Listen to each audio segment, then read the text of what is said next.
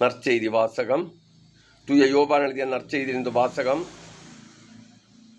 அலகு 12, அருள்வாக்குகள் 23 முதல் 28 முடிய உள்ள இறை வார்த்தைகள்.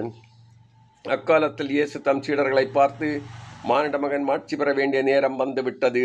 கோதுமை மணி மண்ணில் விழுந்து மடியாவிட்டால் அது அப்படியே இருக்கும்.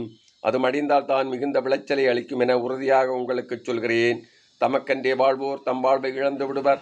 இவ்வுலகில் தம் வாழ்வை பொருட்டாக கருதாதோர் நிலைவாழ்வுக்கு தம்மை உரியவராக்குவர். எனக்கு தொண்டு செய்வோர் என்னை பின்பற்றட்டும். நான் இருக்கும் இடத்தில் என் தொண்டரும் இருப்பர். எனக்கு தொண்டு செய்வோருக்கு தந்தை மதிப்பளிக்கிறார் என்றார். மேலும் இயேசு, இப்போது என் உள்ளம் கலக்கமுற்றுள்ளது. நான் என்ன சொல்வேன்? தந்தையே, இந்த நேரத்தில் என்னை காப்பாற்றும் என்பேனோ? இல்லை, இதற்காகத்தானே இந்நேரம் வரை வாழ்ந்திருக்கிறேன். தந்தையே, உம் பெயரை மாட்சிப்படுத்தும் என்றார். அப்போது வானிலிருந்து ஒரு குரல், மாட்சிப்படுத்தினேன், மீண்டும் மாட்சிப்படுத்துவேன் என்று ஒலித்தது. இது கிறிஸ்து வழங்கும் நற்செய்தி. கிறிஸ்துவே உமக்கு புகழ்.